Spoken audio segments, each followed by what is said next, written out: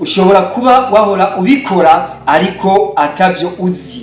Ibi bintu bitatu birasanzwe ariko n'iby'ubwenge niwabyumviriza neza ndetse ukaja no kubishira mu ngiro. Ikintu ca mbere ukwiye kureka ni kwitabira imanza utatumiwe. Igihe utatumiwe mu rubanza ntugende. Uko woba uri gentil kose, uko woba umeze kose, ntugende kubera yuko trop de gentil dit la gentillesse.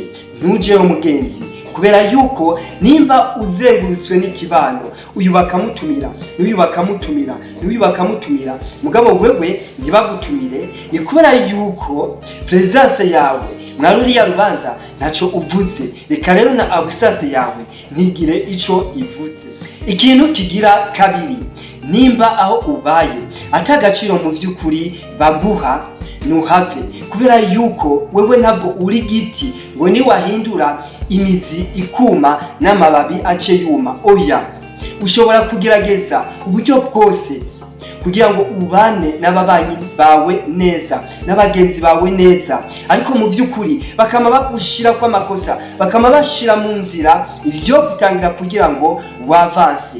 Nawe ukaguma urondeza impamvu, ugaforosinga amitiye, ugaforosinga urukundo, ugaforosinga iterambere kugira ngo ushobore kwegera uja imbere, ariko ntibikunde. Mu by'ukuri ikibazo ntabwo ari wewe, ikibazo niyo environnement ubayemo. Akarorero, urabona isaha uyisize imbere y'intama nta gaciro iza kugira, mugabo yijane ku muntu azi agaciro kayo, aravuga ati wa iyi saha ni nziza kandi ifise agaciro. Kumbe nawe woba udafise agaciro bivanye naho. Ikindi kintu kigira gatatu utazoforosinga mu buzima ndetse uzomenya ko kurungika ubutumwa ituro zibiri ku muntu uzi neza yuko yari gutegerezwa kukwishura.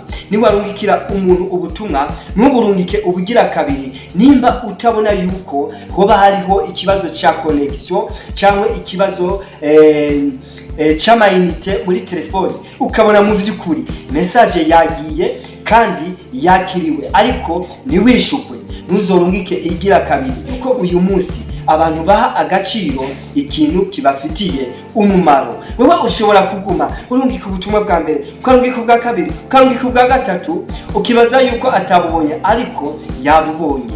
Ibuka wa munsi nihamara amasegonde makenya atakwandikiye, ndetse rimwe na rimwe yabandanya umwanya ku mwanya araba mu telefone yuko woba wamwandikiye, ariko uyu munsi uramwandikira message, ukamwandikira zibiri zitatu, nakwishure akazokwishura haheze indwi, rimwe na rimwe akavuga ati sorry kubera umwanya.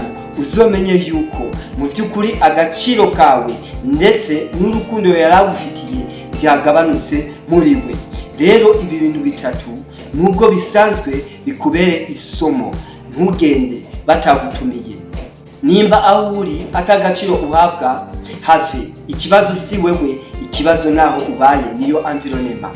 Niwarungika ubutumwa ku muntu ukamushikira, ntuzoburungike ubugira gatatu kubera yuko abantu baha agaciro bibafitiye umumaro. Muri uwo mwanya nta kamaro ko kuyaga nawe. Wowe unezerezwa n'ibiganiro bica kwicano. Mu by'ukuri ntukekiranye no gukora sapone muri commentaire umbarire ati wabikoze neza, like kugira ngo mbone yuko video yagushikiye. Buke buke tugende dushikira umwimvu.